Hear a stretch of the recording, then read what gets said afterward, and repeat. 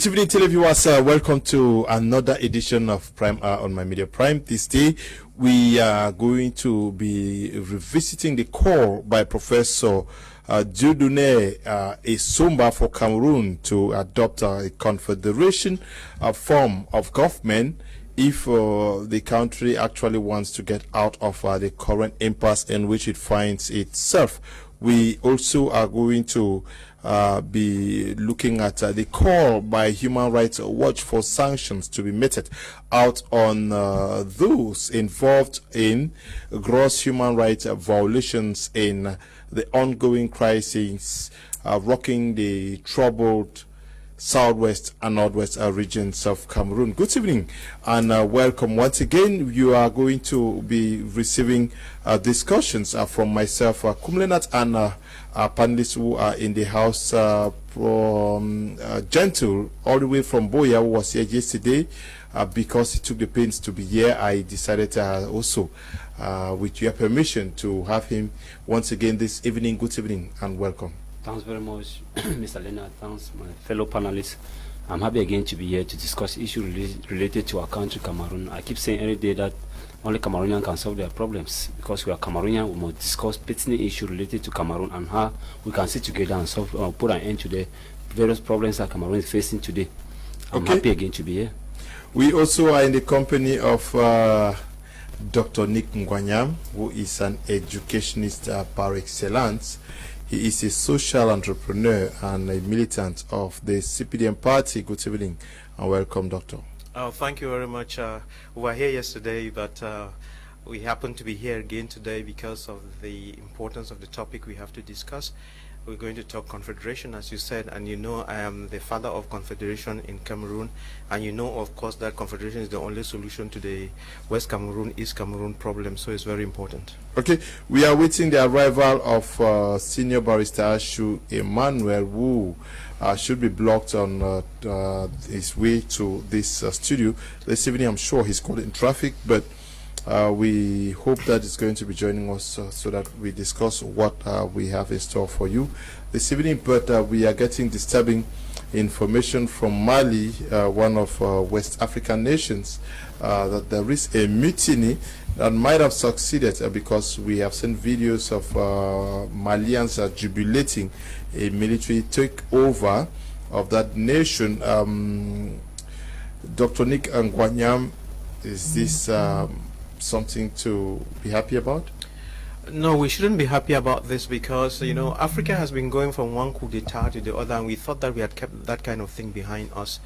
And, you know, for some odd reason, it's resurfacing again. And, you know, Africa is lagging a lot on development, on all sorts of development. Africa is nowhere to be found. And, you know, when people start waking up from sleep, either these strings are pulled from afar or there's some bad management and poor governance. It always takes people back again to the case de départ. So it's not something to rejoice about. And we think that, you know, African governments should learn to manage themselves properly and correct this bad governance that we tend to see everywhere. That's the reason why there are all these coups d'etats. It's bad governance, bad economics. You've not looked after the youths. You know, the agriculture is not good. The industry is not good. There's no money. So there are a lot of problems, and a lot of people come to power without the capacity to solve most of those problems and want to stay there forever. Gentle, how do we understand Dr. Nick Ngwanyam says it's not good for Africa? It's not a good sign for Africa as a democracy. We've already seen the West African nations condemning the action, calling on the military to stop whatever is happening in that country. We've seen already a communique from the French government condemning what is happening out there. Surprisingly, or in sharp contrast to these calls condemning what is happening, we see Malians jubilating in the streets of Bamako. Mr. Morito, I think, just like Doctor is saying, I think he first started with the leadership or the dictatorship of the president. I think when you look generally in Africa, Africans have been discouraging military takeover or coup d'etats because most military are trained to use guns. Military are trained to invest in weapons, in ammunition. Whenever a military takeover, they have been trained to use guns. Most of their investment, they rely only on guns.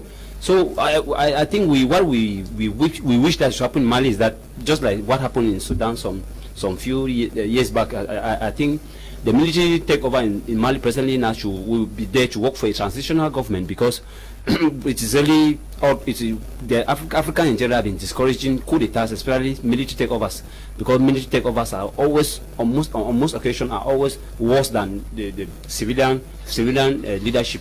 So I think it is an excellent thing. If Malians are jubilating on the street in Bamako and other cities in Mali, I think they are jubilating because they are tired of the former president. But with time, the military will normally hand over to civilian rule, because Africans in general have been discouraging issue of military takeovers or coup d'etats. But see it happened because of dictatorship, because of electoral fraud, because of change of constitution by present days African leaders.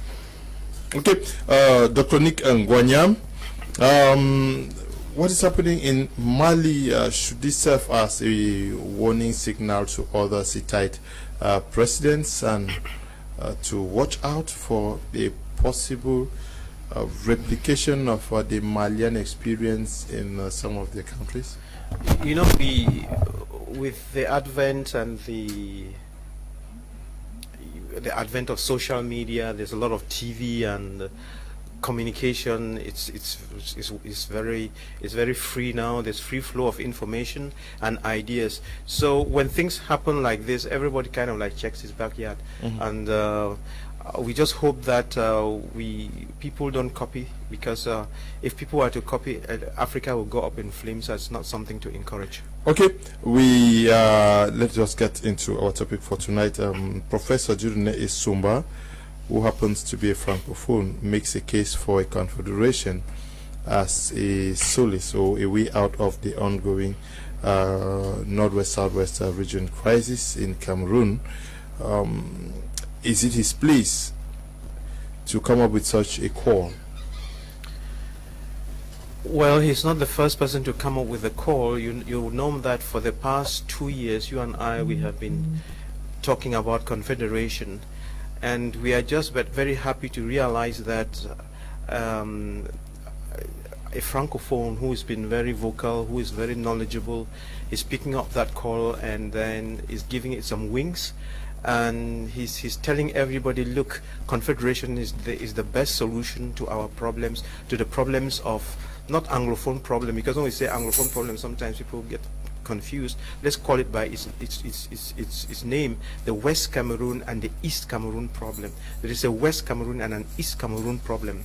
And the solution to that, because these are two states, the solution to that would be a confederation. And therefore we want to take this time to salute, is it Dr. Issoumba? Is it Dr. Professor Dieudonné Issoumba. Professor Dieudonné Issoumba. I understand someone was saying that he's not a professor, but I make him a professor because he professes the truth. So yes, Professor Issoumba is on the right track, and we want to congratulate him for that. Okay, you want to congratulate him. Good evening to you, KB Valerie and Soma Gilles, and to you, the very big musician Mutapenda Lugra. Good evening to you, and not forgetting my friend, who should be watching all the way from Nyasoso, Bachu Ernest. Good evening to you, and to everybody who is watching us from Nyasoso. Special greetings to you. Now, Professor Issoumba is a Francophone.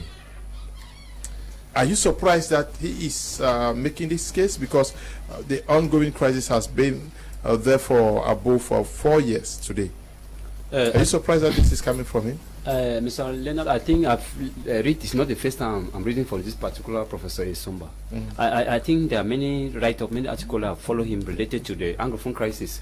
Looking at it, he had a stand. He's having a particular stand, and the stand that he's having is the truth. The doctor is saying the truth about putting an end to the Anglophone crisis, and the truth of it, because Professor Issoumba, sometimes when you read at what he's writing, you begin to be surprised whether he's a Francophone, because unlike many other, I don't say all, many other, his write-up is very clear to a sustainable peace in Northwest and Southwest.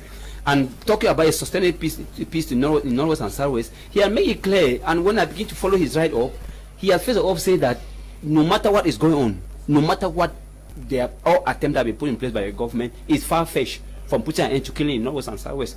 He have gone as far as to say that even what we are calling today reconstruction will be an illusion from his right up. And he has gone as far as saying that unity will remain, and old centralization is an illusion. He has gone as far as to put sustainable, or put an end to Anglophone crisis that is ongoing in Northwest and Southwest. There's the need for a confederation. So, Mr. Leonard, I think Professor Esoma is only talking the truth for an end to Anglophone crisis. Mr. Leonard, when I begin to follow up his right up, there's a particular place where he make it clear that what is going in Northwest and Southwest is what has earlier happened in other countries that are fighting for what we call former colonial masters or white settlers. He said example that what is going in Northwest and Southwest is similar to what happened in South Africa, the apartheid regime between 1948 to 1990. He went far saying as what is happening in Northwest and Southwest is what happened in Algeria, the Algerians against the white settlers between 1954 to 1962. So he are really making it clear that if Cameroon want to have a sustainable peace in Northwest and Southwest, there's the need for confederation.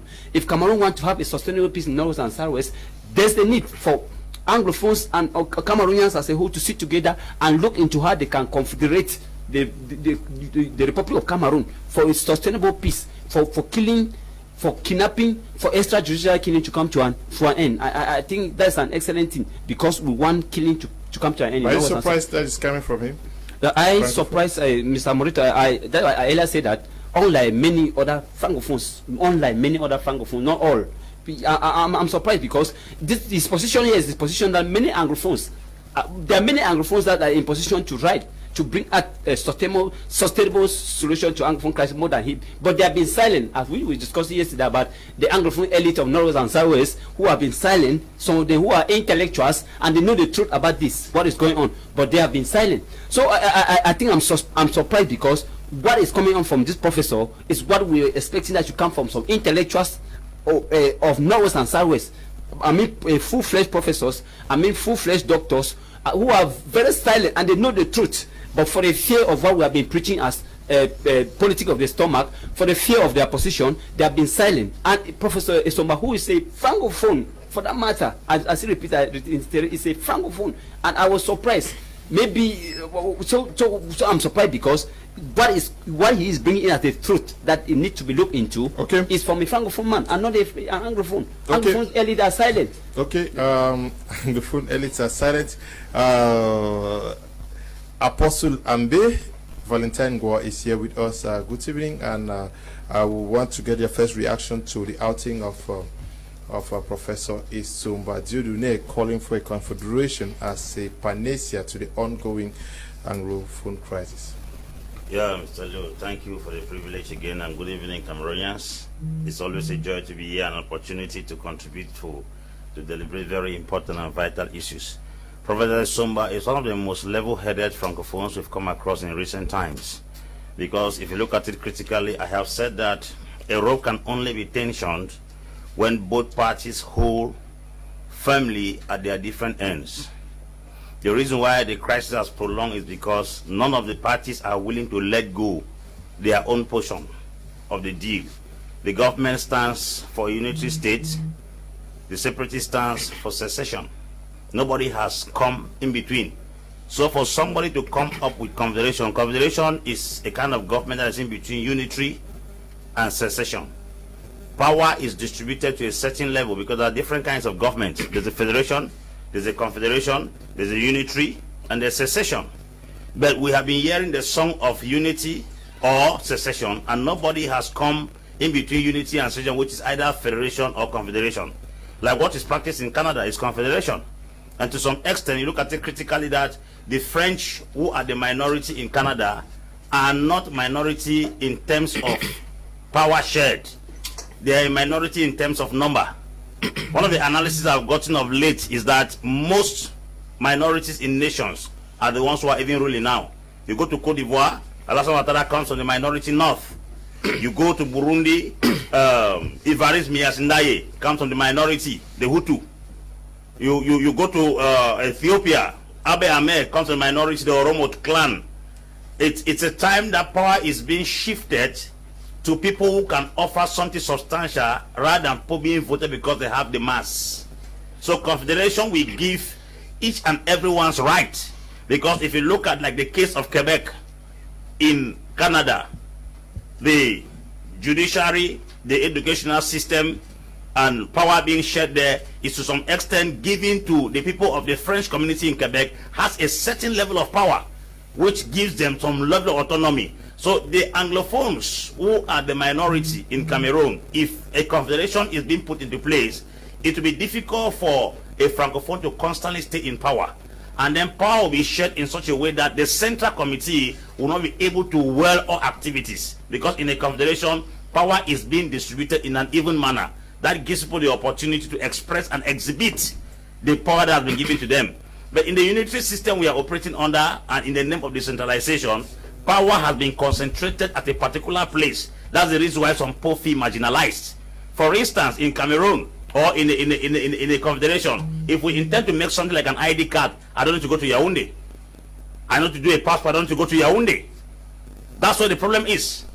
And if confederation comes, it will give all the different sectors of the nation a certain level of power to carry out certain activities, which the central part of the government in the unitary state will never give such opportunity. So the confederation, to me, is a bargain that gives the government a chance to release the tension of their rope of unity and give the secession. Secession is also the opportunity to release the attention and rope of secession. It is the balance in between. I always say that if two persons hold the ends of rope very, very strong and fast, the rope will be tension. Until that rope is being relaxed, there can be no peace. So the government is holding at its own extreme end, secession at their own extreme end.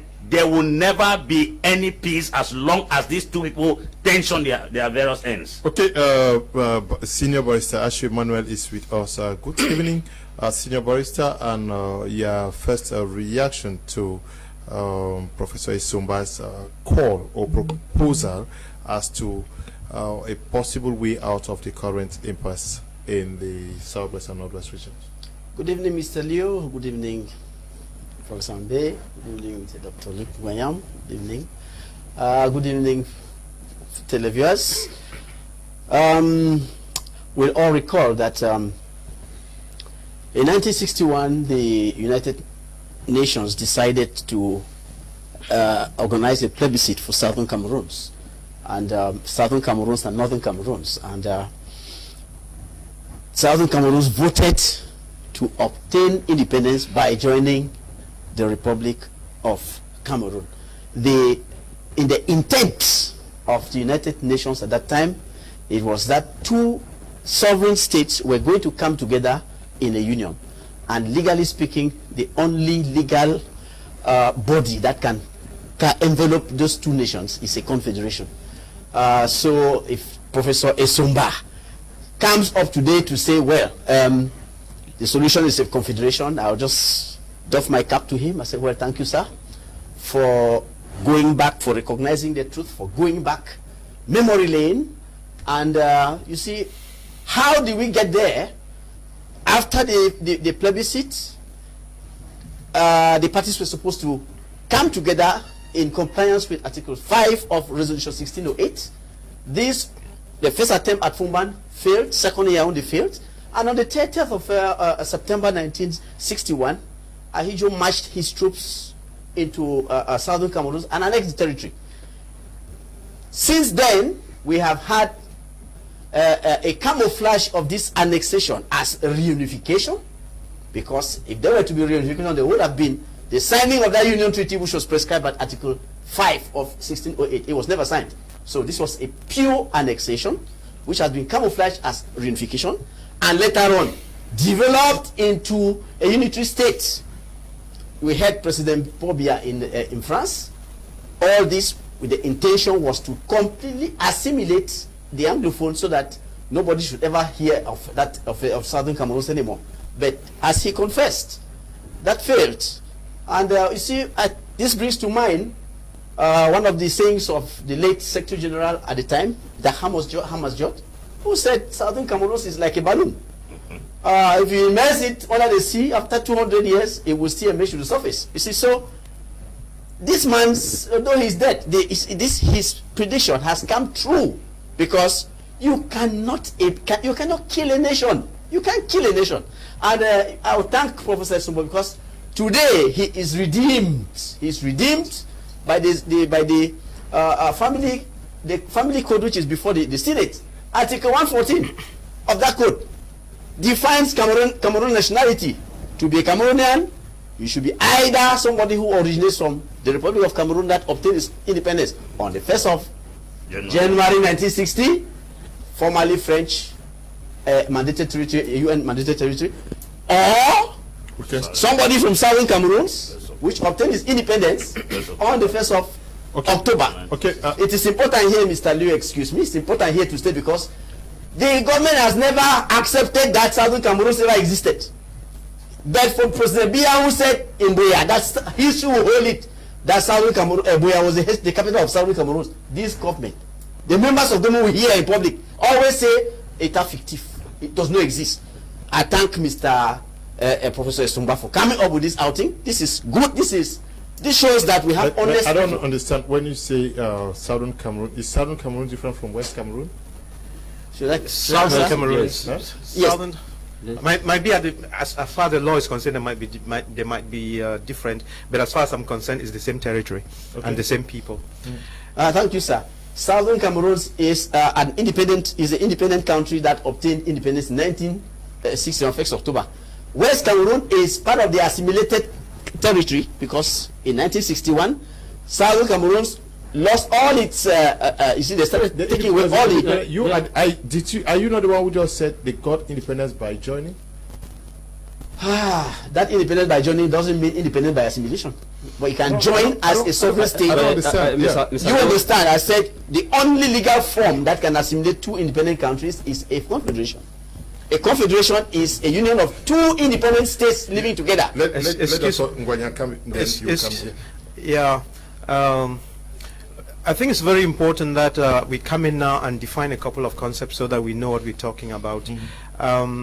Leo, you know we've worked on this for quite some time, and we are just revising notes now so that it's very clear in people's minds. Listen, let me just take 1 or 2 minutes. You know the way governments are organized in a republic. A government in the country, you can have a kingdom or a republic, but we are in a republic. And when you have a republic, the government can either be centralized or centralized or decentralized. Centralized or decentralized. But that word decentralization, when used by Americans and British, does not mean the decentralization as used in Cameroon. So decentralization just means to scatter. Now, with the problems in Cameroon, we have these two extreme positions that Apostle Ambe was talking about. We have the centralized government, which has been decentralized and is still centralized. And then we have the separatists who want a country of their own to just go away. Now, between these two extremes, there's the middle of the road. And in that middle of the road, we will use the word federation. Now, it's very important for us to realize that the word confederation and federation a few years back meant exactly the same thing. But words mature, words grow, words take on new meanings. You could use these words in 1961 when we said federation. You know, you could use that word federation and confederation interchangeably and you'd still be okay. But things have so matured that when you use the word confederation, it means something very specific, and that's why I'm taking off time to explain that so we know why we are taking confederation and not federation. To understand that, when you say federation, to understand it very well, let's take a big country like Kenya. I keep mentioning it so we can remember. Kenya is a big country, and if they're having managerial problems in that country, they will want to break it up into large chunks. When they break an existing country that has one independence into large chunks, those large chunks are referred to as federal states. However, sometimes you have independent states that originally are independent at different times who decide to come together to have something that is bigger. That is the case with Cameroon, where you had Southern Cameroon or West Cameroon having her independence in 1961, and you had East Cameroon having her independence in 1960. So here we are talking of two states, the state of West Cameroon and the state of East Cameroon, that come together to form the United Republic of Cameroon. And therefore, we now use the word confederation. It's very clear, and I wanted us to understand that, because once you say confederation, it already by its definition tells you that these had been independent states and they don't have one day of independence, which means that if we are going to do that in Cameroon, we'll have to choose, another national day or something like that. It will not be 20th May, it will not be the 1st of January, it will not be the 1st of October. We'll have to look for something else. And once you say it's a confederation, then we begin to define many other things, and one of the things that we want to define would be the coat of arms and so many other things. We are going to come to your proposal of a confederation. You had something to add? Yes, I'm happy again to meet Barrister. I wanted to historically, not politically, I want to hear this issue of Southern Cameroon. I think it became, we analyzed historically for our audience to also be clear. It is clear that Britain and France partition Cameroon in 1916, and it was British Cameroon, and then Britain divided into British Northern Cameroon, British Southern Cameroon. British Southern Cameroon, what became known today are Northwest and Southwest. Other British Southern Cameroon, they remained British Southern Cameroon until plebiscite 11 February 1961. After a plebiscite 11 February 1961, before now, under Foncha, Foncha now decided to vote. Foncha, who advocated for reunification of the Republic of Cameroon, won. Angel, who advocated for association with the Federal Republic of Nigeria. Immediately, Foncha won for British Southern Cameroon for reunification. In Fumban Conference, now Foncha leading British Southern Cameroon and the Republic of Cameroon under Amada Ejo, they went now into a federation, an established federation in 1961. With federation now, British Southern Cameroon, as we went into that federation, after reunification now, the name now changed from British Southern Cameroon to the state of West Cameroon. The state of West Cameroon now lasted from 1961 to 1972. It was only in 1970, that's more than 11 years, 1961 to 1972.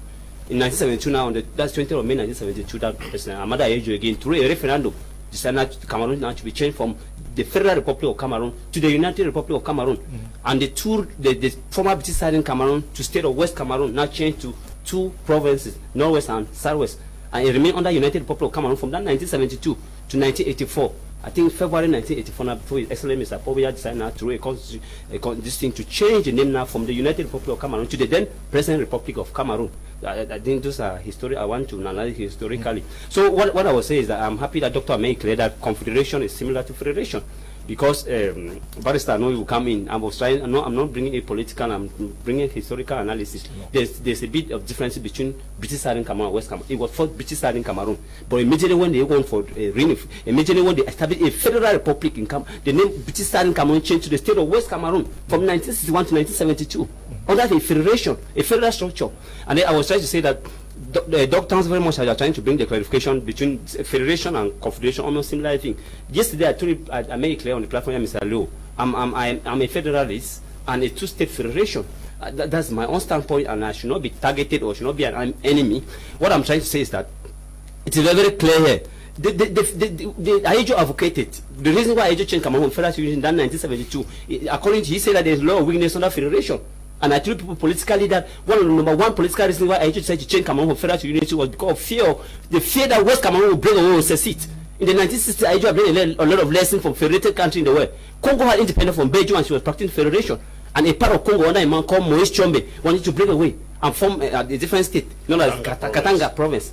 Again, in 1967, neighboring British Southern Cameroon, Cameroon, Nigeria here, wanted to break away and form the state of Biafra under a man called Emeka Ojukwu. Because of the fear of secession, I learned a lesson that federation can encourage secession, especially people of former West Cameroon. That is politically, historically, not.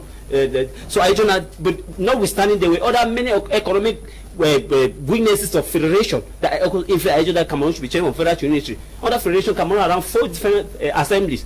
The East Cameroon House of Assembly, Federal House of Assembly, West Cameroon House of Assembly, West Cameroon House of Chief. That was too expensive to run, about 213 deputies. I just know it's too expensive to run federation. If we change Cameroon from federal to unity, there will be only one assembly, one government, and the resources that I used to spend on these deputies can use to promote social and economic development in Cameroon. So now that's some of the weaknesses that I wanted. I just listen. Okay, if federation had a lot of weaknesses, then I change Cameroon from federal to unity in 1972 to a referendum. Okay.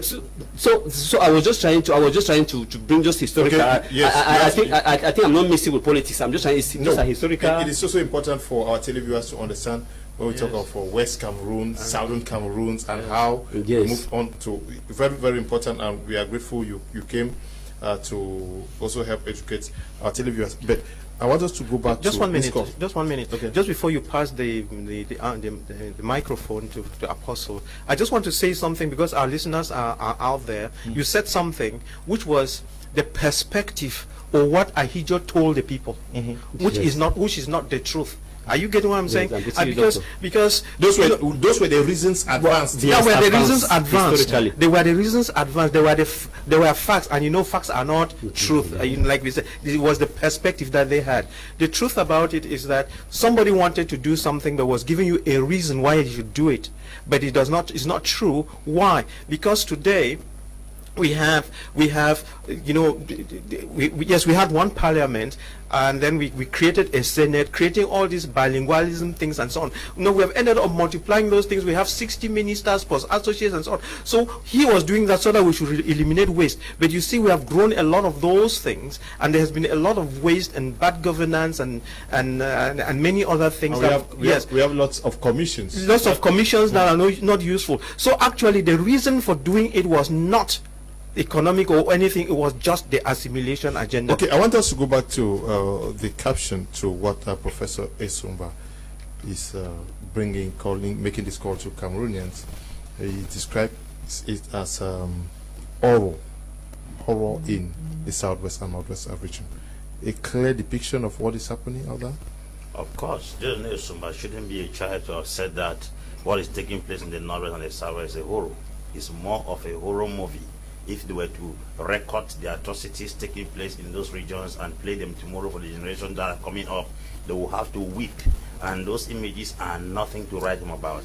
One of the things we have to understand is this. One of the things I've always said, that when people hold on to their own point of view and refuse to relax and see with others, it will always be a serious, very serious problem. In Confederation, power in the Central Committee is limited to some extent.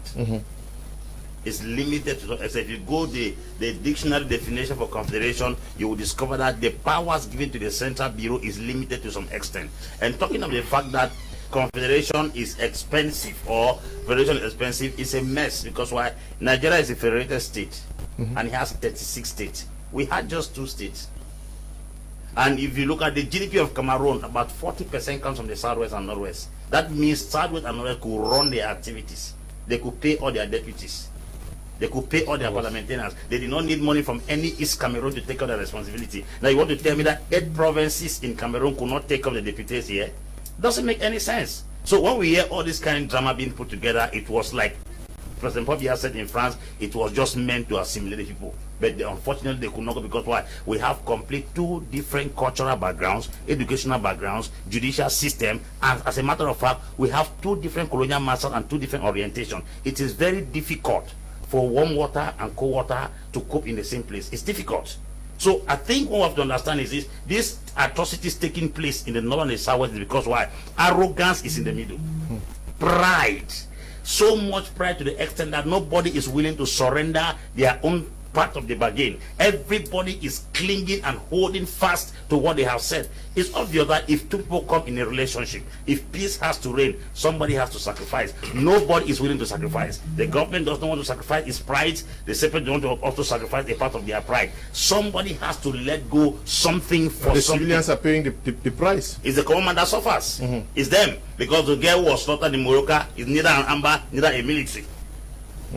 The other person who was killed in Batibo, neither an armed, neither a military. So you realize that when 2 elephants are fighting, as often said, it's the grasses that suffer.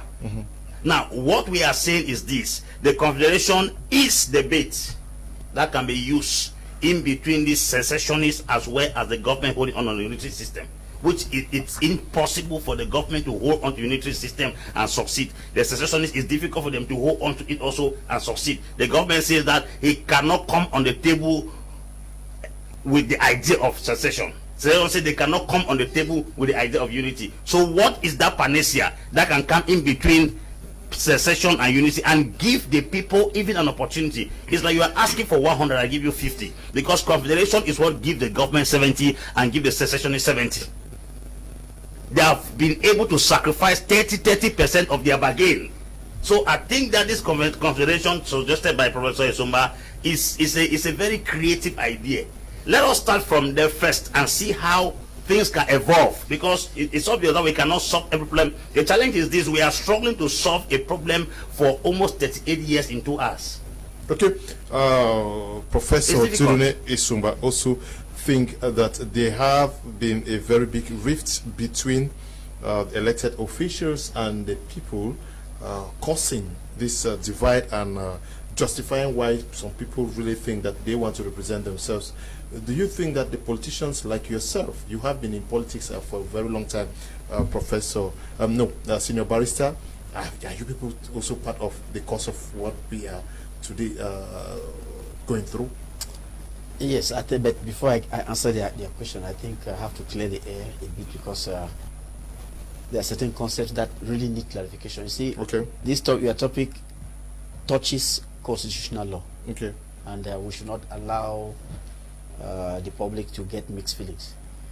A confederation, like constitutional law, is defined as a loose union between sovereign independent states. A loose union between independent states.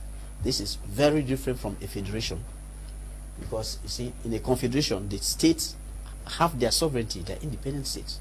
But in a federation, you have autonomous states which are not independent states. They are autonomous. Okay. So what we have manage their affairs, but they are not sovereign states. So what we have in Switzerland are independent states, and in Canada?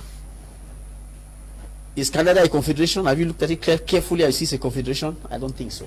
I don't think Canada is a confederation. Okay, Switzerland. Let me give you an example. Mm-hmm. I don't have the details of Switzerland, but I give you an example of a confederation. Senegal and Gambia, see, that's a perfect example of a confederation. Two independent states that wanted to come together. You see, the two are independent. They are two sovereign states. It's a loose union. By coming together, you don't lose your sovereignty. You have your diplomatic service, I have my own, but we have things in common. Look at the United States. That's a perfect, a federation, perfect one. Are those states in America sovereign states? You can't use them interchangeably. Okay. A federation has autonomous states which are not sovereign states. They are not independent states.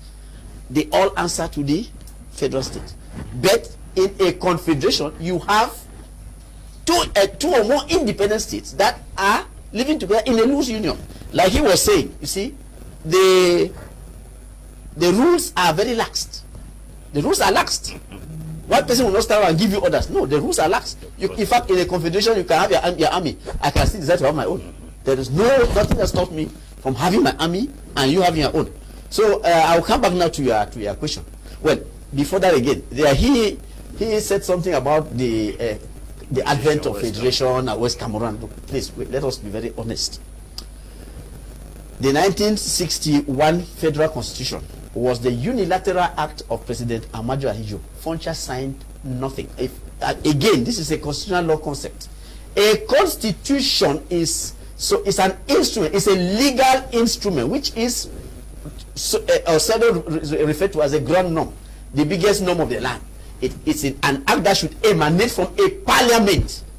1961 Federal Constitution went through no parliament. It was enacted by no parliament. It was Ahidjo who decreed it. It is an illegal document. Please bring me lawyers from any part of the world. That thing is illegal. Under the sun, it's illegal. You cannot say Southern Cameroonians agreed. They agreed where? It's Ahidjo who said that thing. The problem is that Britain had abandoned Southern Cameroon. So Foncha's Crise could not be heard by anybody. And I said earlier, on the 30th of September, Ahidjo marched his troops into Southern Cameroon. You will know the reasons. He had the UPC problem to solve, and UPC had his headquarters in Kumba, where it was called One Cameroon. Up till of late, the president of UPC was Ndentumasa, an Anglophone. So to show you that, yes, I mean, it was the Anglophones who were the motto behind the UPC, and Ahidjo wanted this UPC crushed. So he wanted military control of Southern Cameroon so as to crush UPC. Secondly, to take control of the petrol. Yeah, discovered in West Cameroon. The petrol. 64. When you say Ahidjo marched his troops, That's what he did. What was the essence of the Funban conference? In Funban conference today, we thank God that we have all the resolutions. I can provide them for you. Nothing was decided. Nothing was decided in Funban. And 1 month later, they met in Yaoundé. Had they decided anything in Funban, they would not have met in Yaoundé. They met in Yaoundé, and this time the British were present. And the British asked Ahijo to sign the Union Treaty first before they can talk of any constitution. Nothing was signed in Yaoundé. But on the 30th of September, it is alleged that France and Britain went to some agreement. Senior Barrister, if this is the position you are holding, we know that... I am not holding, it's historical, so I can prove whatever I'm saying. This is what you are saying. This is what you are saying. I can prove whatever I'm saying. If this is what you are saying, we know that, I'm sure, Foncha, before leaving the CPDM, raised some issues that we agreed that this was supposed to be like this, this was supposed to be like this. Those documents exist. I'm sure if we read that of ST Muna also, they clearly states that these are some of the things that we agreed to implement, which have not been implemented. Can I answer you, sir? Let me say. Let everybody talk now. Excuse me, sir. Let me clarify something here. You spoke about federation. There are two kinds of federation in political science. There is quasi and direct federation. America practices quasi federation. That's the reason why Donald Trump can give flight ban and a judge in a state cancels it. That should be corrected. Okay. There is direct federation in Nigeria, which is where power is concentrated in the central committee. But in America, the president can give a command and a judge over a state announce it. That's not confederation. It's federation, but quasi. Okay. Let me. Can I answer now? Okay, thank you. You see, as I was saying earlier,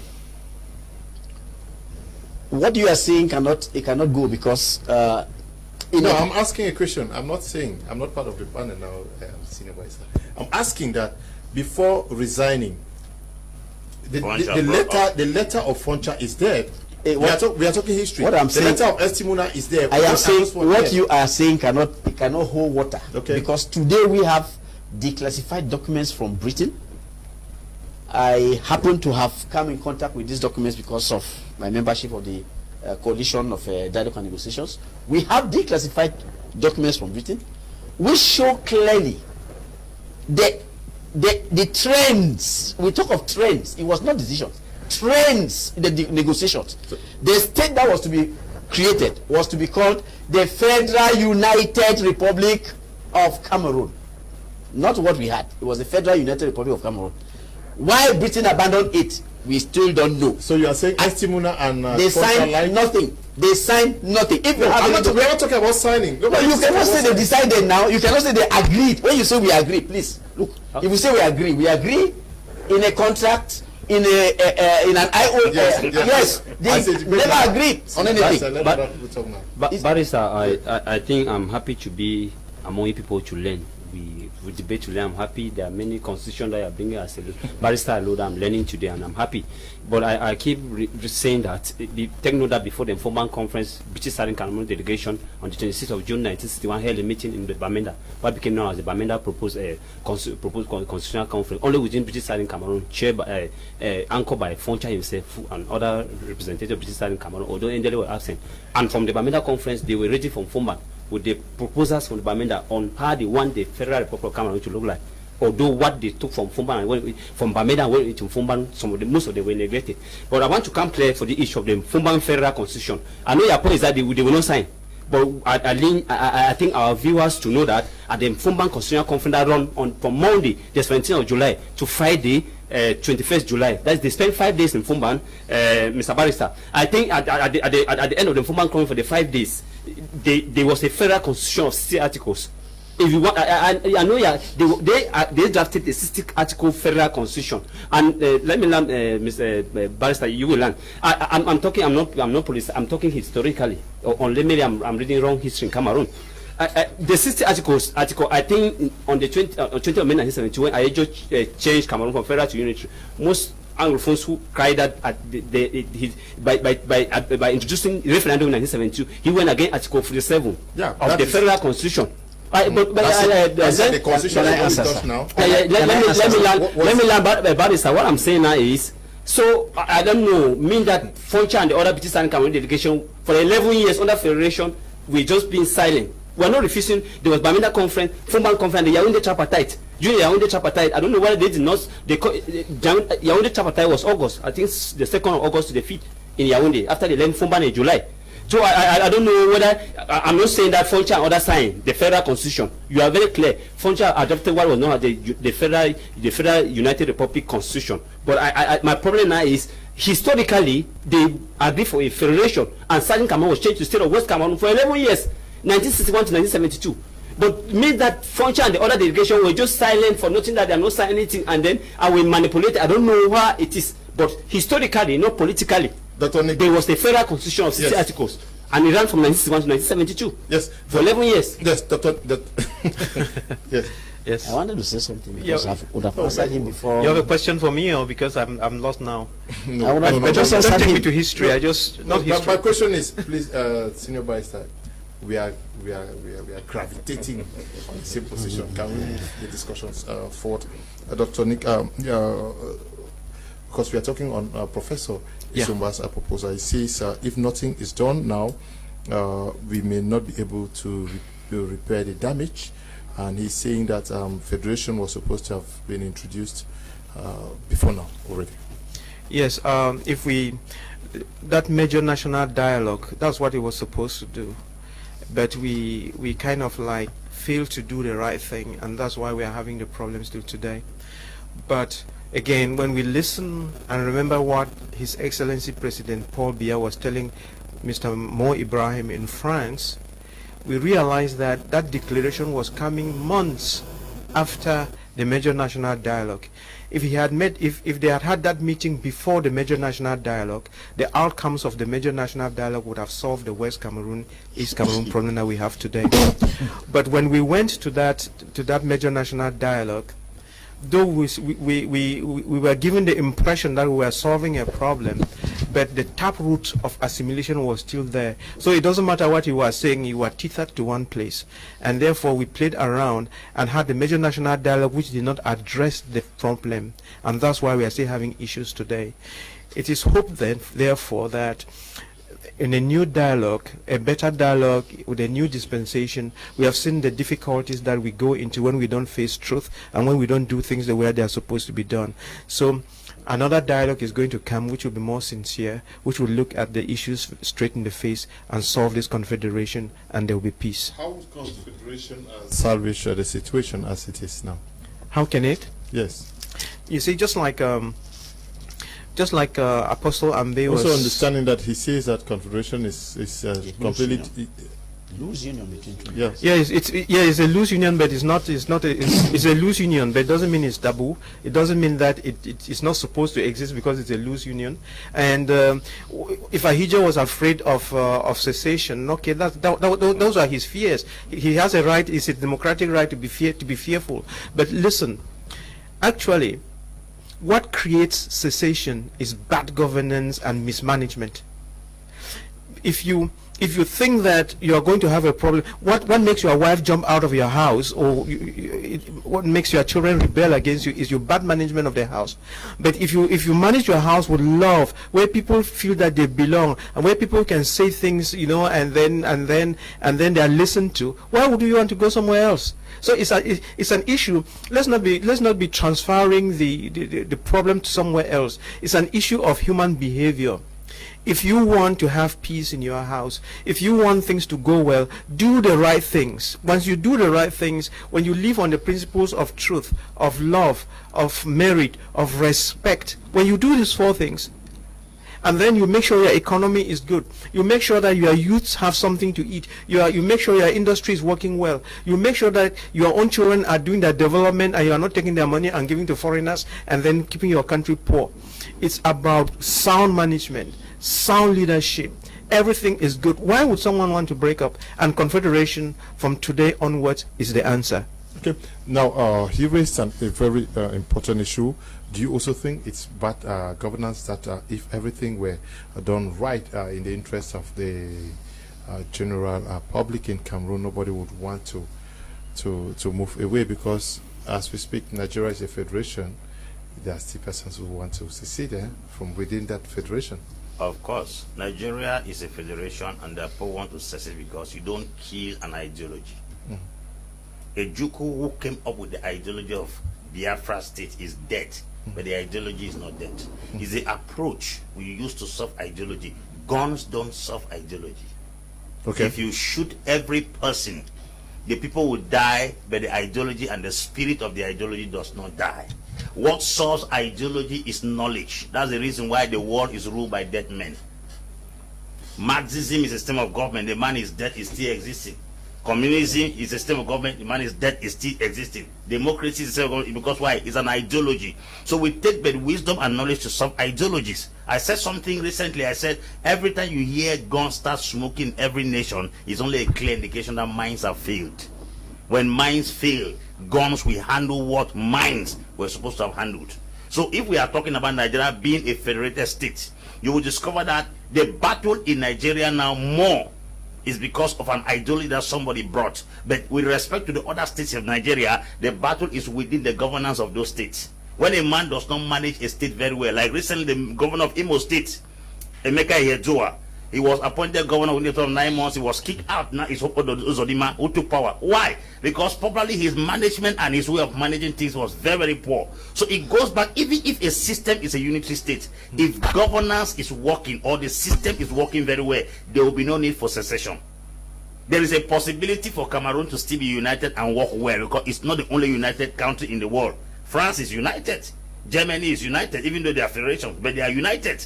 So it's obvious that they can still work well. It goes back to bad governance. Now the reason why we are splitting this thing, because why?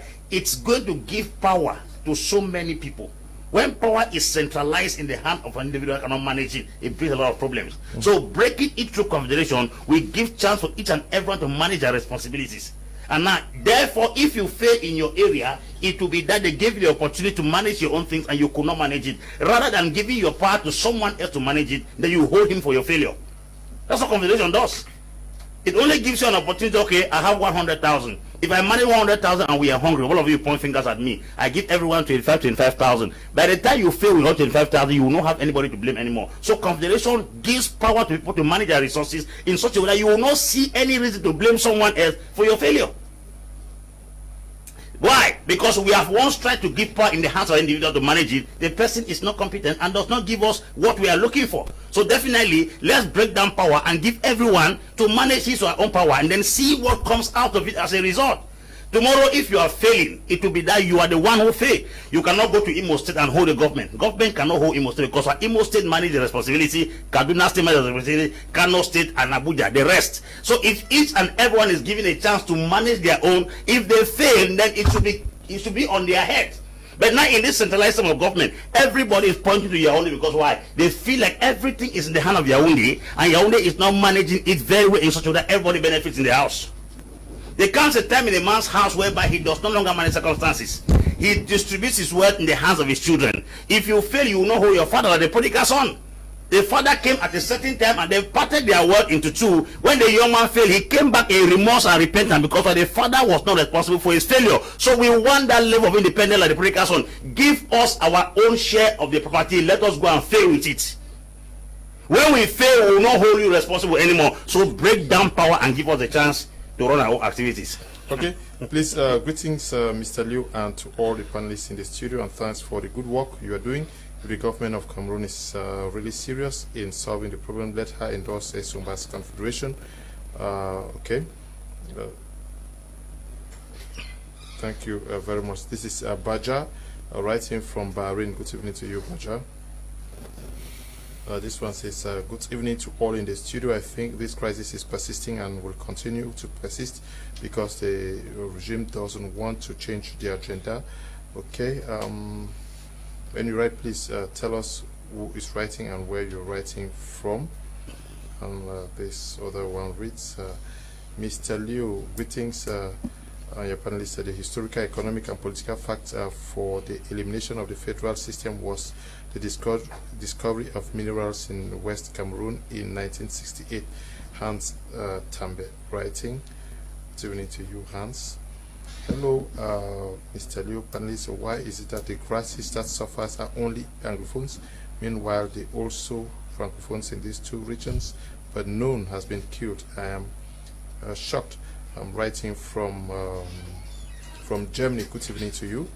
The abolition of the Federal Republic of Cameroon was meant to implement the assimilation vision of President Hijo and co-periods. Daniel is writing from Yaoundé. Good evening to you, Daniel. Two-state federation is already separation, sir. Confederation is not possible with the regime in Yaoundé. Okay, thank you. Good evening, everyone. Dr. Ngwanya, do you think the present government of Cameroon can accept confederation? Ngala Gideon is writing from Bamenda. Please, Mr. Kum, more grease to your elbows. Mr. Jirunias Isumba, whose write-ups and declarations I have consistently followed. He is Isumba is a good example of where the minority is correct in a democracy, unlike his kid and kin majority. From Mola Fako in Boya. Good evening to you, Mola. Good evening.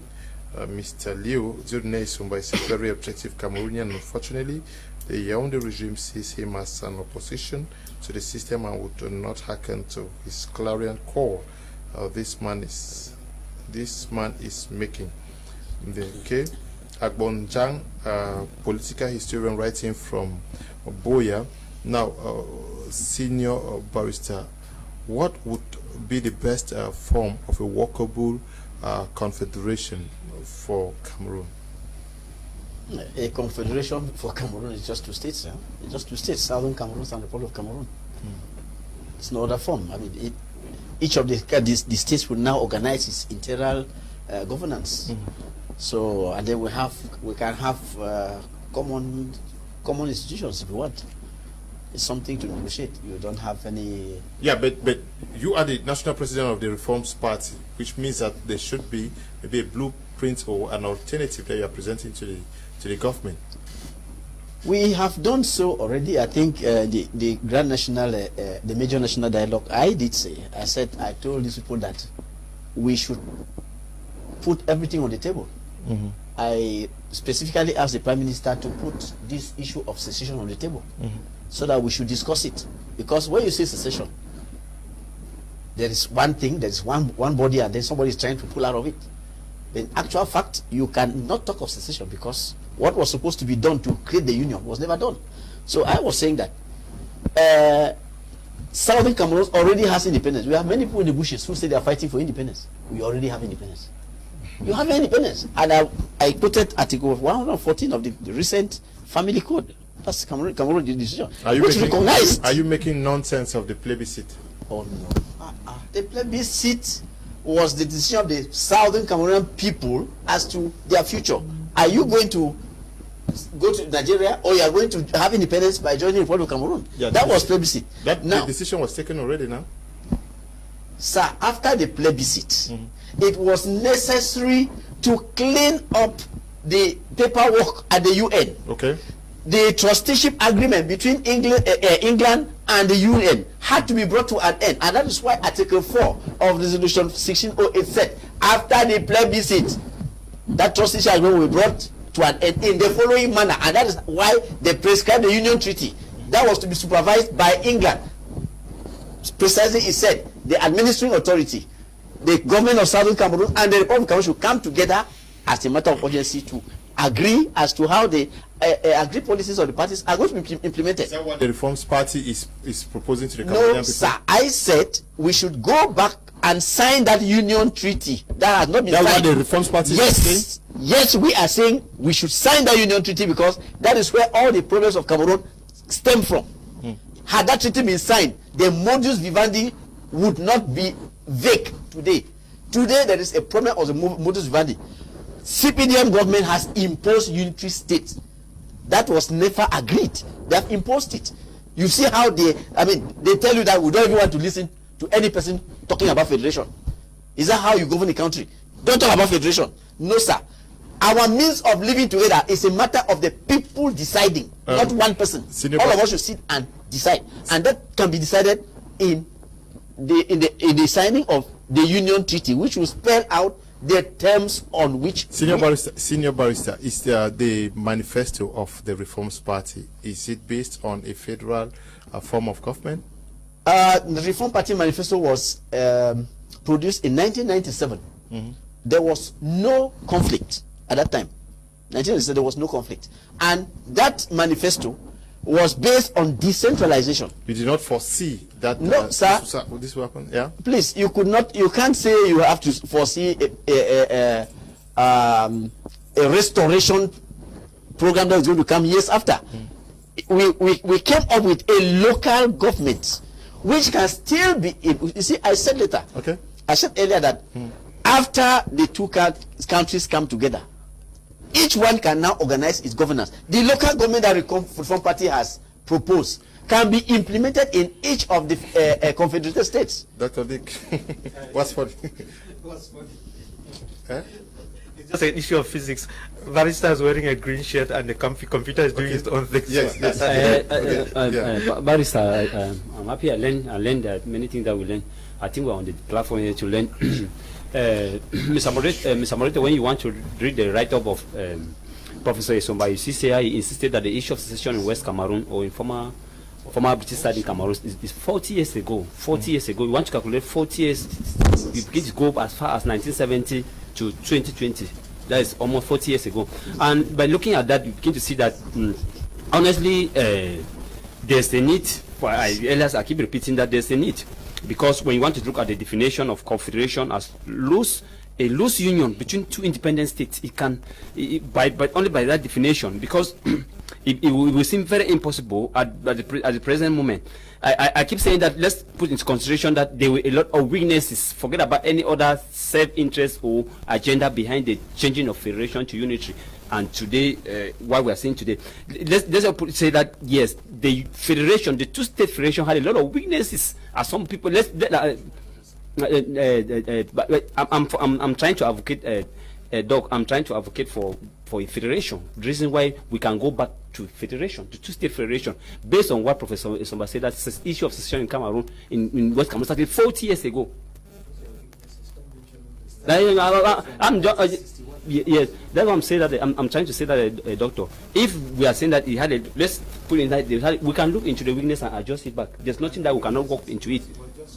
There's nothing that we cannot walk into. So what I'm saying is that I wish if Cameroon can go back to two-state federation, our colonial, let's say that we're taking about our colonial heritage. Because when you look at some structures in former West Cameroon today, they are not there. The West Cameroon Bank, the West Cameroon House of Assembly, the West Cameroon, there are some restructure. The West Cameroon House of Chiefs, that they had also power to participate in political activities. They are absent. So I wish that I'm a federalist, a two-state, because now politicians are coming. Many people are bringing. Some people say no, it should be four-state federation. We should respect the colonial heritage. We are not the one who partitioned Cameroon. It was Britain and France who partitioned Cameroon and left this what we are seeing today. So I think I'm a two-state, a federalist two-state, so that our culture. It is your right. Yes, it's my right. It's right. Yes. Anglophone. Yes. Now we are talking about federation, and Raisa is talking about it. I've asked whether that is in his political manifesto, but some persons are saying that increasingly, if you think that confederation is the best way, create a political party to articulate that so that you present that to the Cameroonian people to plebiscite. But away from that, how do you get these points? How do you lobby for this for both parties? Because we are talking about both parties here. We have the separatists, we have the government. How do you lobby them to buy into this? Well, I have this pidgin expression which says, if you not play politics, politics will play you. So look, the government has been sitting tight with its own ideology, and the nation is not working. There's killing going on. And we went to a major national dialogue to solve the problem, and we refused to solve the problem. We left the hall, and the thing multiplied. And violence has been going on, and whether you like it or not, you cannot stop that violence with a gun. You cannot. And on the other side, you have some people who are saying, we are fed up with the bad governance and we must go away. and to the last man standing, whatever that means. So it's the rope again, the tug of war, and it's so tense. And as long as there's tension, the violence will continue. And today we are saying that the violence must stop. But you cannot, peace is not something that you decree. You cannot decree peace. It doesn't work. Peace can never be decreed. You know, you can be the greatest president on earth. You cannot go and write a constitution. Come out with a decree and decree peace. It doesn't work. Peace is a product of something. It's a product of the search for truth. The process of that search for truth is justice. And when you search for truth and find it and cause and restore what was not there, then peace shows up. So we must do what it takes to get peace. And I said, number one, you cannot decree the peace. Number two, you cannot get the peace by arms. You cannot. It doesn't matter what you do. Fight for 100 years. You might kill people and they stop fighting, but the anger is still there. As long as anger is still there, there's no peace. And when we talk about peace, you've got to realize that there are two levels of peace. There's inner peace, and then there's the overt peace. It is that inner peace that we are looking for. You know, you could come with military might and quell the violence on the streets, but the question is, are the people happy? Are people, that vivre ensemble, is it there? That vivre ensemble is not something that you can decree. That vivre ensemble is something that comes from the heart. It's love, it's agape. And you get agape by doing what is right, by doing what is just, and by doing what is good. There must be merit and there must be respect. If you don't come to that point, you will not get it. So the question is, would government accept the Confederation? It's not whether they accept the Confederation or not. It's the only thing you've got to do to have peace. So try it again for the next 10 years. You must do the right thing to stop people from dying. The military are dying. The young people are dying. Civilians are dying.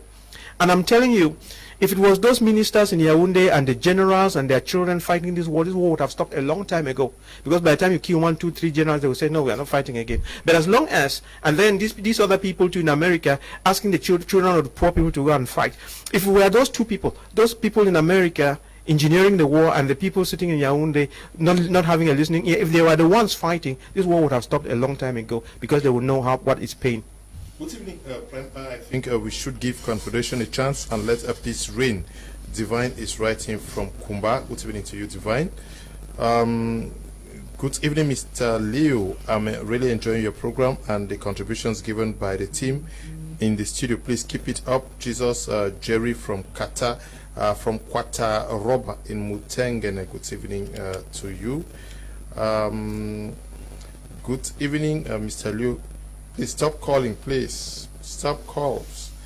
Hello, Mr. Leo. The government of Cameroon may not want to solve the problem, but they have no choice.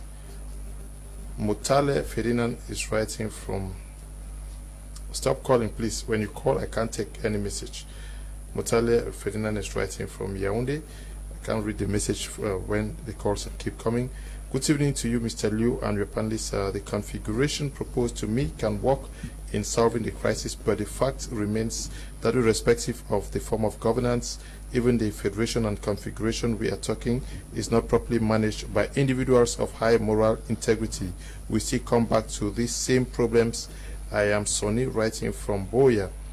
Okay, Charles from Boya says, a good example of a confederation is the UK, made up of Scotland, Wales, England, and Ireland.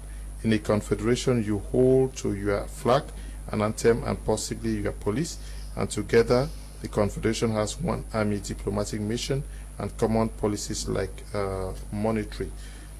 Charles writing from Boya. Good evening, Mr. Liu. I support the pastor because he speaks with the use of the Bible and with evidence we need okay. Agbo Johnson is writing from Yaoundé. Good evening to you, Johnson. Good evening, Mr. Liu. At first we know, but cope the route, but now Amber and military have worsened the whole thing. Okay, I've worsened the whole thing. Edwin is writing from Douala. Good evening to all of you in the studio. Only Okay, Linus is writing from Yaoundé. If you write anything insultive, or I will not read, please. We need not facts, but facts per se. Our history should be scrupulously checked. Stop citing or quoting the history books. Okay.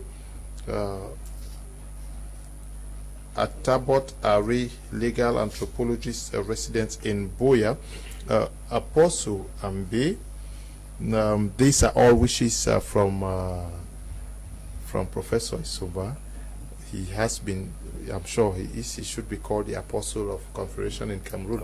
I'm talking about Dr. Nick Ngwanya, because it's 2 years that we have been talking about this.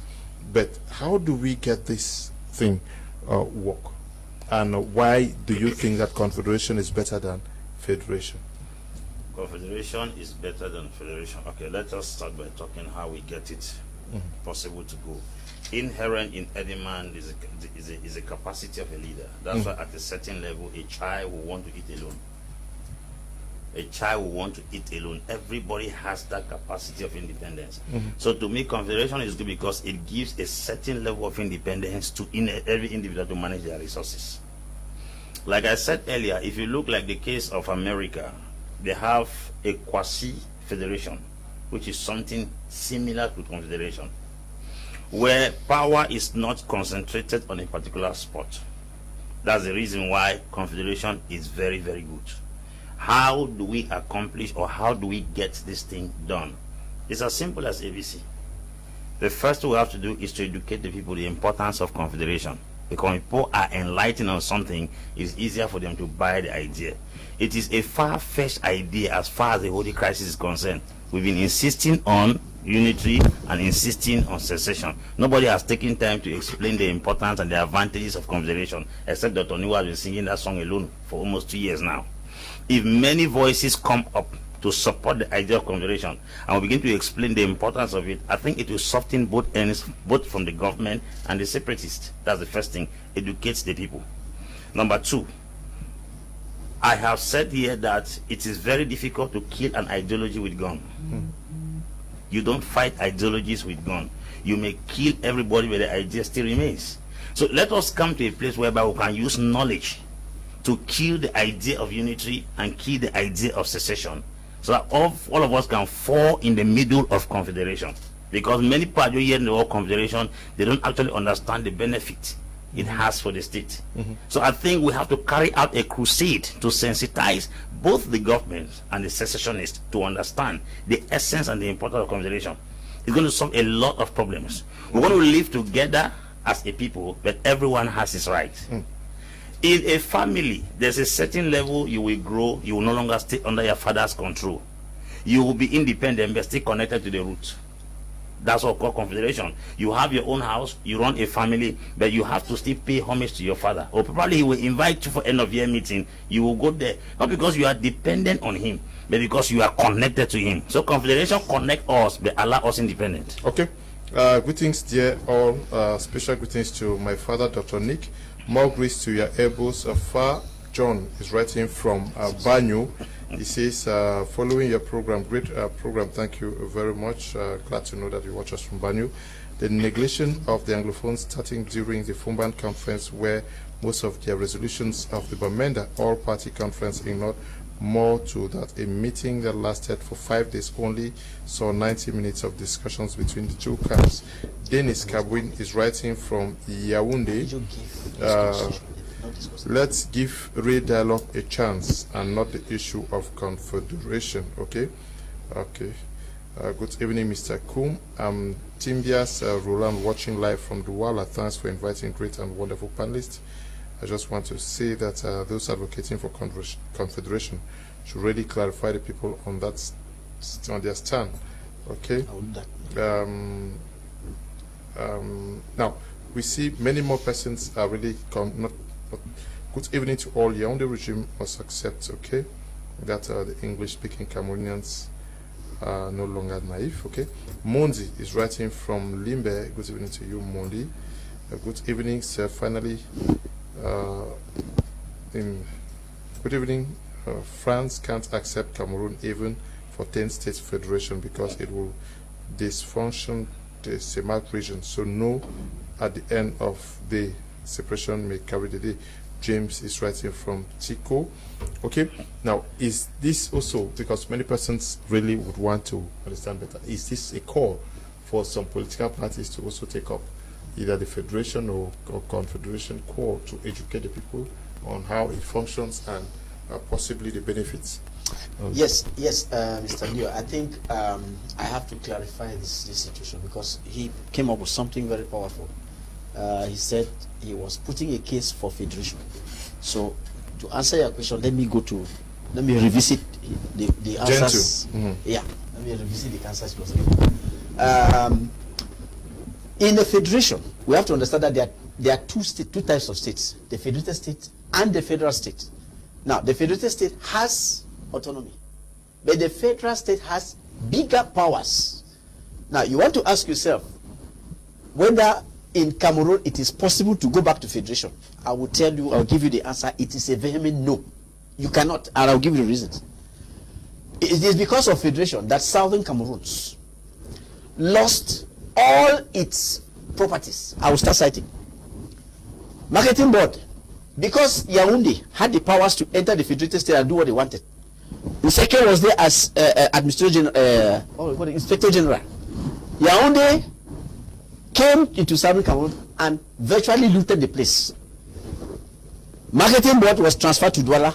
We are here in Douala. The building is in Bonanjo. Its resources were used to buy Selukam, and one palm estate. You go now to the National Archives, we carry from Boya. I'm telling you, I'm saying things that you can verify. Carry from Boya to Yaoundé. National Printing Press, the same. National Lottery, the same. Our airlines, Cameroon Air Transport, became Cameroon Airlines. Our Powercam was disbanded, and Muyuka Yoke Dam, which is functional, was disconnected in order that Southern Cameroon should be dependent on the Republic of Cameroon for electricity supply. The money that was meant for the Cameroon College, when we look at Foncha's memoirs, he reveals that he had obtained finance for Cameroon College of Arts and Technology, Kumba and Bamenda. These were universities. The monies were used by Ijo to construct University of Yaoundé. Yeah. Now, so you want to tell me now that Southern Cameroon will go in for a second division of their property, so that whatever they do, Yaoundé will come and carry and go. Okay. We cannot. I mean, it is not acceptable anymore that Southern Cameroonians will walk and Yaoundé will come and carry. Okay. Look at CDC. CDC. They've carried CDC. It is here in Douala. Although they are not pronouncing, it's here in Douala. So we are saying that. Let me take some messages. Good evening, Mr. Liu. I think your program is the best to bring our country out of the crisis. I appreciate a doctor and the apostle and our barrister. Okay, good evening to you, though you did not say who is writing. Good evening, Mr. Liu. I like your program because it really take us to education. Mr. Liu, greet your participants. Darlington is writing from Kumba. Okay, this one says, greetings to the panel. Please, can you ask Senior Barrister whether his party is a national party or a party for Anglophones? Okay, I'm sure he's going to answer you. Good evening. This one says, good evening, Mr. Liu. I would like to thank the barrister for the lessons. Yaoundé, okay, most respect as people. Mba is writing from Limbe. Yes, barrister, very briefly because we are out of time. We have to. Okay, let him answer that question, and then you come in briefly. The Reform Party was founded, was created by 1,000 Cameroonians throughout the national territory. And let me take this opportunity to announce to the person who asked that question. On Sunday, we inaugurated our first foreign cell in N'Djamena in Chad. The second one will be inaugurated in Central African Republic in the days to come. So any person, any area where you think Reform Party can have a representation, please just show up. You can call me or call any of the party officials. We'll be very happy to to come there. Yes, briefly.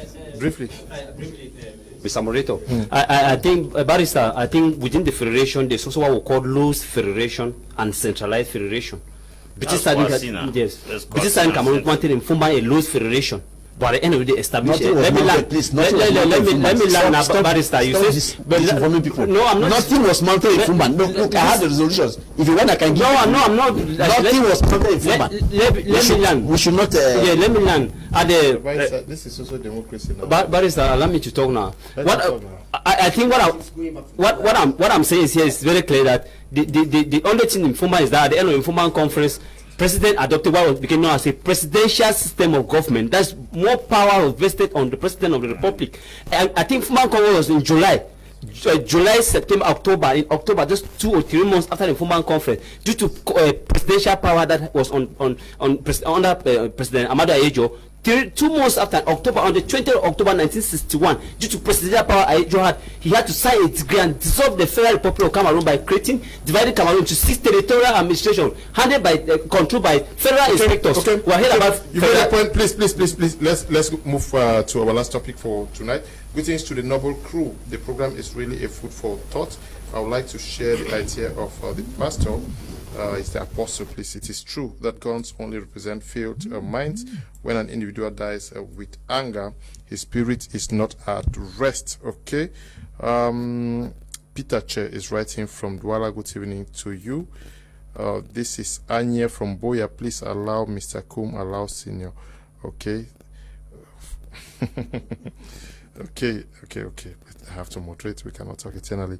Good evening, everyone on air. I thank mostly Dr. Nick for his explicit contribution to the ongoing crisis. Farai Bismarck is writing from Douala.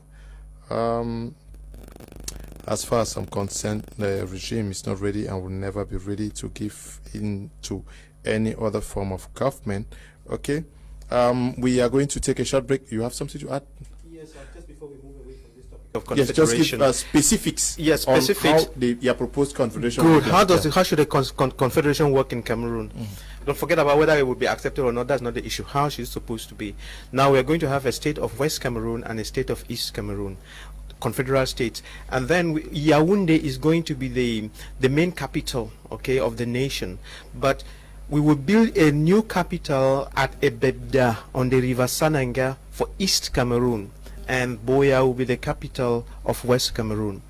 Now, when it comes to power sharing, there will be the president and a vice president. Then of course Senate will not exist. We'll have just one parliament, and there will be the president of parliament or speaker of parliament or whatever. And this is how it's going to work. Power will alternate between West Cameroon and East Cameroon at the level of the presidency. So the Francophones will keep the presidency for 10 years. Anglophones will keep it for 10 years, then it will revert again. When you have, let's say, the Anglophone as a president, the Francophone is the vice president. And then, what about the Speaker of the House of Assembly? The Speaker of the House of Assembly comes from the same side with the vice president.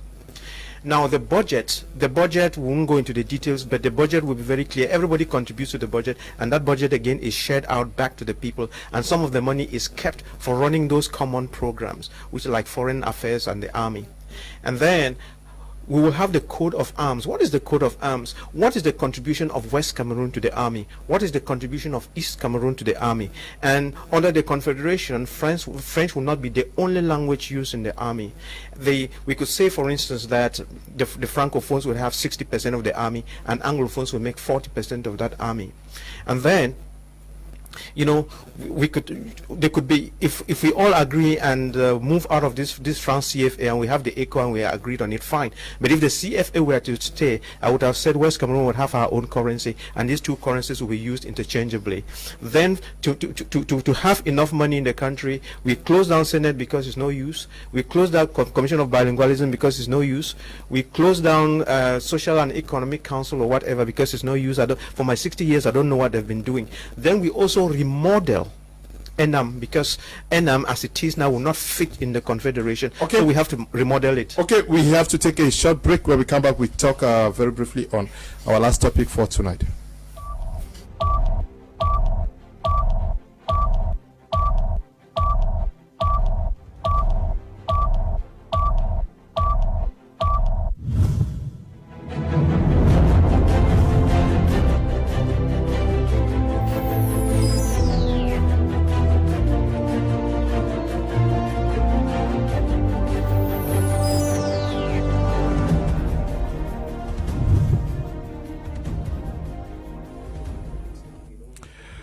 You are watching Prime Hour on My Media Prime. Our last topic for tonight has to do with a call by Human Rights Watch for sanctions to be meted out on gross human rights violators in the conflict-stricken southwest and northwest regions of the country.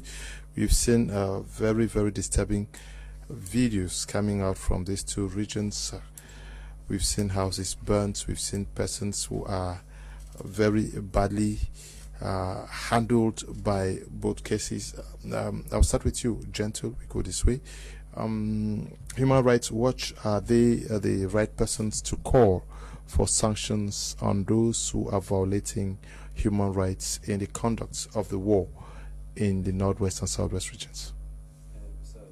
I think before coming to that, I just recently followed the report given in northwest and southwest between January 2020, that's January to August 2020, around 285 people dead only within just 6 or 7 months after an incident of around 190. It's just a recent report. And the general report they have given about northwest and southwest in the crisis 2016 to 2020, more than 3,000 dead, according to the investigation, according to their report. For that, I applaud human rights for their investigation.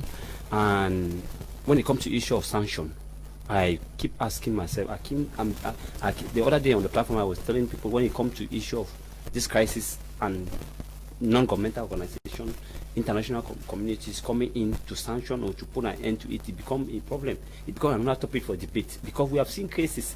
I think I may mention it, before with the outbreak of COVID-19, the UNHCR made it clear that on armed conflict to lay down their weapons.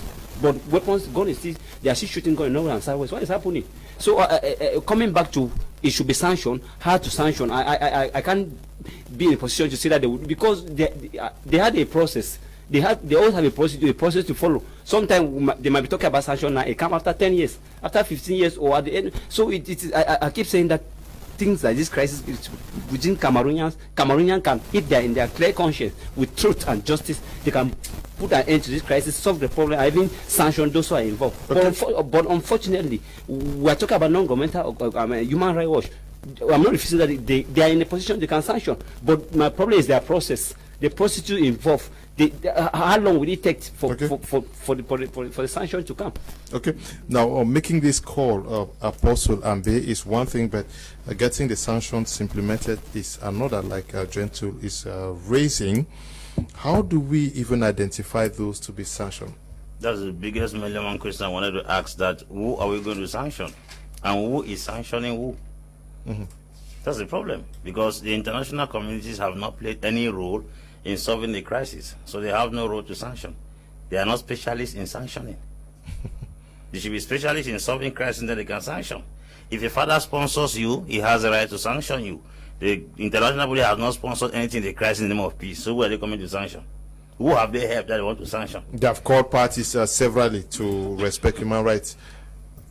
When you say this thing, my stomach rumble inside. Okay. Yes, because I don't see what you talk about. Call. We condemn. We are against this. We condemn the killing of Foreign Air Force. We condemn the killing of Blanche. We condemn. Who is not condemning? I've condemned here. You have condemned. What's the difference between me and EU?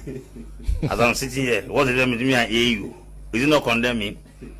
United Nations, what's the difference between the United Nations? Is a man like me. That's the level they have reduced themselves. We condemn. I condemn in my backyard. I condemn in my bedroom. You do condemn as a body. What's the difference? So they should shift aside with that nonsense. If they have not helped to solve any crisis, they are not qualified to condemn anybody, because there must be a balance. Anybody you do not sponsor, you cannot discipline. Okay.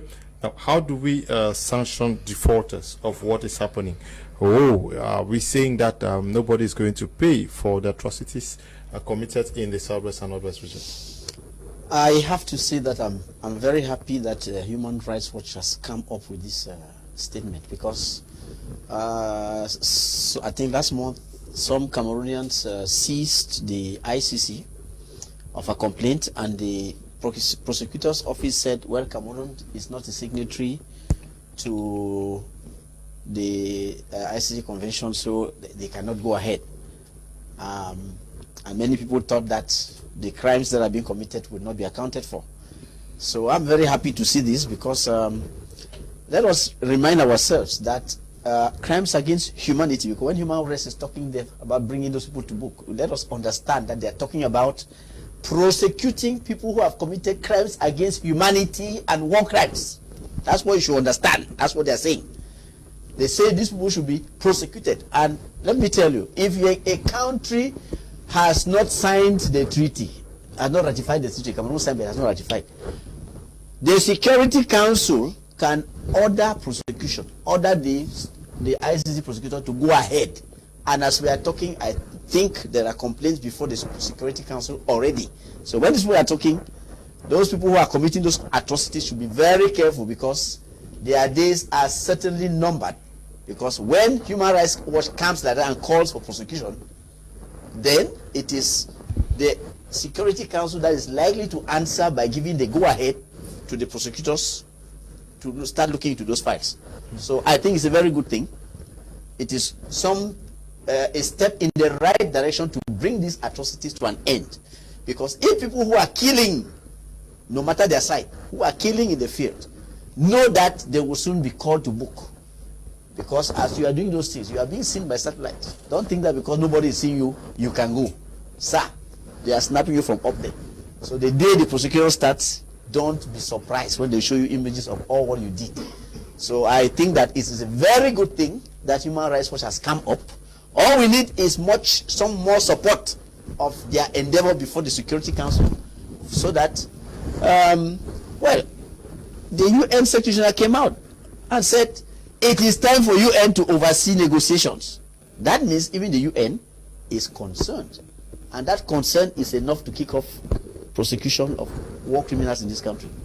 Okay, war criminals, but talking about prosecution, he raised the issue of as to who is going to be prosecuted. So, yes, no, I mean about the actors. The actors here, is this a call to whosoever is involved in this to know that nobody is going to be able to escape the long hand of the law? Yeah, nobody is going to be able to escape. They are talking here. There are two parties involved here. We have the government and its machinery, and the people involved, and then we have the separatists who are sitting out there in the diaspora and pulling strings, and then the people who are fighting on the ground. All of these people, you will face the law. So when the time comes, you will face the law. And the law you are going to face is at two levels, at the human level and at the spiritual level, because God is going to do his own part after the human part has been done with. At this human level, you can be a minister and use the laws to escape it or something. You can be out there and escape it or something. But you answer to a higher force when the time comes. So just be human, and you have no reason and no excuse to kill other people, to violate the rights of other people, and to do what we are doing. And you know, there's something to just that I observed. When a lot of people are talking, they say America is supporting the separatists. No, it's not true. It's not true. Just because they are silent to some extent doesn't mean they support the separatists. They don't. In fact, what America has been doing has been to try to help the government to do what is right, to do what is true, just and good. But the government has been taking its time to do that. So they try to use that diplomacy and see whether they can help the government do what is right, just and good. And in so doing, they don't push, they don't go faster than they don't put the cart before the horse. But when the time comes, and if the government has started doing the right thing, they would have asked those people out there to shut up. And if you don't shut up, and you think you can do whatever you are because you want because you are on their territory, they will come after you. And if you are in Holland or Belgium, they will come after you. If you are in Norway, they will come after you. So just know that when the time comes, don't say you did not know. You will pay for it. Okay, Kamer's law. Good evening, Mr. Liu. Try to balance those on the panel, meaning if there are 4 guests, 2 should come from each region, because those from the Southwest feel marginalized.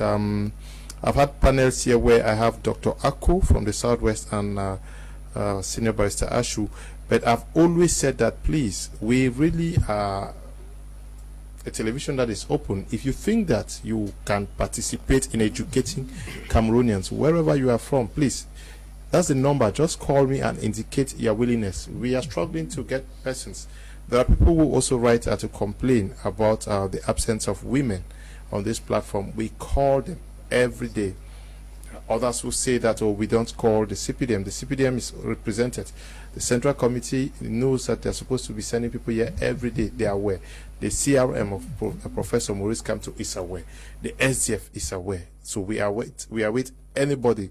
We are not, please, we are not biased. We are open to anybody, whether you are a child. I've received students on this platform. I've received doctors. I've received nurses. Whoever is available to help change the narratives out there, please, we are open for them. But I cannot also go and hold people by force to come on the platform, because I want to do a very balanced platform. That is just it.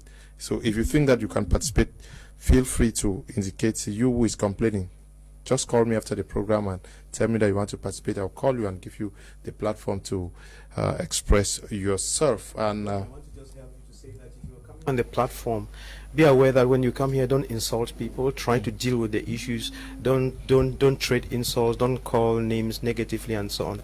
Try as much as possible to manage your emotions, and don't. You can say a lot of things on social media or hiding behind a keyboard. But when you're on television, try to be cultured. Try to watch out what you say, because it can land you in trouble or the television station in trouble. Thanks. Okay, greetings to the house. I heard somewhere that when politics fail, war will take over, and when war fails, politics will come back to solve the problem. For now, politics has failed. War is coming to an end. So let's wait and see. God is on our side. Kingsley is writing from Marwa. Good evening to you, Kingsley, watching us from the extreme north region. Madam Bridget says, Mr. Liu, good evening. This is Bridget. I thank all of you in your massive contribution. Special thanks goes to you for organizing this wonderful program. Thank you very much, Madam Bridget. Good evening to you guys at the studio. I think the idea of a confederation can be chosen for federation because the former clearly recognizes the sovereign powers of the state concerned, which goes forward to act as some sort of competition of the management of local resources for better system of governance. Jovet is writing from Boya. Good evening to you all. A nice program today with great topics. To me, confederation is a nightmare in Cameroon. If two-state federation is not acceptable to the government, then I don't think confederation can be. Eze Don, the mayor, writing from Limbe. Stop calling, please. If you call, I can't read the messages. Good evening, Mr. Liu. It's Maxim from Sanchu. I really like the program. Special thanks to you. We need scholars and intellectuals like Dr. Nick, senior barrister, not forgetting the apostle. Please endeavor to invite scholar Abdul Karim with together other barristers. Okay, we hope that. Special greetings to our able senior barrister. God give you more blessings and long life. Sanctus is writing from Douala. Good evening to people on the studio. Let's give Confederation a chance and we will see a change. Thank God for people, for you people, for educating Cameroonians. Mr. Mafai writing from Bonaberi. Okay, okay, let's say one word. Machetes, the purchase of machetes have been I don't know, severely restricted in the southwest and northwest regions, because according to the communique issued by the Minister of Territorial Administration, you would require an authorization from the divisional officer for the respective subdivisions in the southwest and northwest regions before you can purchase an axe and iron rods as well as machetes. Very briefly, just one minute please, your reactions to it. I think the minister is overreacting because there are many ways, there are many things that are happening, and we ought to be proactive. Is being reactive and thinking that by stopping the sales of machetes, that's what will stop the. No, if the people wanted to, it would continue. They don't need to go to the market to buy a machete, because they already have the machetes, and therefore, what we ought to be doing is to try to stop the war and look at things. It is that truth that is lacking in our management. Is the bad governance that is making things happen. So if we really want to stop it, let's do what is right and just. This kind of all this, decrees, doing this is not helpful. This is to load Dr. Ningwanyam on his prowess as a defender of the truth, justice, and peace. Even though a militant politician, he consistently demonstrated that being a militant politician does not blur one's sense of sound judgment. Daniel is writing from Yaoundé. Very briefly, your reaction. I think, Mr. Moreto, it is very the communicate. I begin to wonder, because the people of Northwest and South, almost 80 to 90% of them, they are subsistence agriculture farmers, depending on market to use to clear their farm and many other things. By saying, and some of them where they live, they say that you must give your phone number, register with your ID card from the just office. Some of them in very remote areas, money that they can spend to go and register. If they don't even have money to buy the machete, they don't have money to spend to go and register, and only to have a machete. I think it is something that is very disturbing. And sometimes when I look at such communication, I begin to wonder where this Anglophone crisis come from. That a poor people who are very poor, a subsistent people who are surviving, means of surviving is not easy. You buy a machete for 500 or 1,000 francs. You are transported to go and meet the just office, the procedure to register, give your phone number, your location. This is something that is very. I don't know how I can put this, Mr. Morito, but Cameroon government to know, Cameroonians to know that people who are living in North and South, they are suffering. People are dying on daily basis. The point is made, Mr. Kum. This issue is worrisome for one person, and that one in Gabu for women and children, and we are still to watch those culprits in prison. God has the final say, and Dr. Nick Ideas is perfect to solve our problems. Anya is writing from where I don't know. Now, yes. When I read the communique, I said somebody is trying to use a blade to cut down a baobab tree. It's an impossibility. And secondly, we have to understand that when last did they use machetes in the Anglophone crisis? People have graduated from Dane guns to AK-47.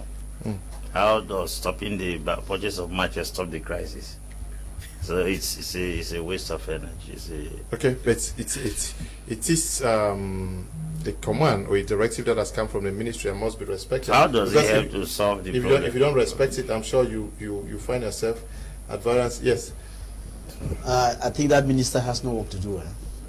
The man is, he lacks work, because I don't see how that is nonsense can be implemented. Look, machetes will come in from Nigeria, whether you like it or not. They are passing through the border every day. I mean, look, if you say that, are you going to import them? Oh, please. My village is 30 kilometers away from the border. Okay. Do we have any policemen standing on the road? Okay. Machetes are passing. The man is simply depriving poor businessmen from selling their things. Okay. The villagers will get their machetes. Okay. You should just stay in quiet. The war, like Apostle was saying, it's not being fought with machetes. It's being fought with AK-47s. Okay. So he should not victimize the population further by bringing this type of restriction. People don't even have food to eat. Now he wants to prevent them from even getting machetes that they will use to clear the farms. Okay, Senior Barrister, yes. But my media prime actually will respect the others from the institutions of this country. We would not call for people not to respect the others from the government. We just hope that people will see how to survive. We want to thank you, Dr. Nick, for coming to educate our public. Thank you. It's always a pleasure for me to come here, and I deal mostly with principles. I don't look at the face. I look at the principles. I seek that truth, try to bring it out in love, and make sure that I help one another to respect each other. That's what I keep preaching, and I hope that sooner or later we'll get out of this mess. Thank you. Okay. Thank you to Gentle for coming. So Leonard, for the 2 days that I've been here, thanks very much. I think I'll be going back to Boyan. I'm happy at least for the democracy being open to everybody to be part of it, and that's also that viewer or the audience who knows that this place is open for everybody who can participate in nation building. I keep saying that we are Cameroonians. For now, we not can solve problems in Cameroon. Only Cameroonians can sit together and solve their problems. But unfortunately, due to bad faith, mistrust, misunderstanding, people don't want to come together and put an end to crisis. So I'm happy to be here. I wish with time, anytime I'm free, I'll always be part of the program here. Yeah, thank you, Apostle, for coming. Thank you, Mr. Leo, and thank you, Cameroonians. This is my take-home word for you. Confederation is the water that will quench the flame that secession and unity ignited some years ago. Okay, we equally want to thank you, Senior Barrister, for being part of the program this evening. Thank you, Mr. Leo. I think Cameroonians should know that it is very important for them to have development projects. We have to choose a form of the state that will enable us to have development projects. Under federation, the federal government controls everything. You can see what happened. We have Limbe Deep Sea Port. They prefer to go build Kribi. We have Menchum Ford. Nobody talks about it. I mean, we cannot continue this way. We need a form of the state that will enable each country to harness its resources. And like Apostle was saying, that form of the state is confederation, not federation. Okay, it's a confederation, not federation. But I think that should be part of your party. The party will update when we sit in convention, sir. Don't bother yourself about that. But I hope you will not steal the show from Dr. Nick. It's of the CPDM. It's not of my party.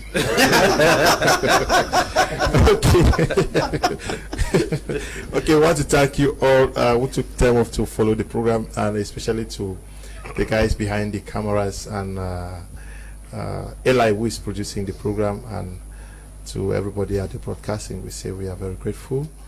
And to you, Tambe Bryant, who is supervising our work here, we say thank you too. Stay blessed. Bye-bye.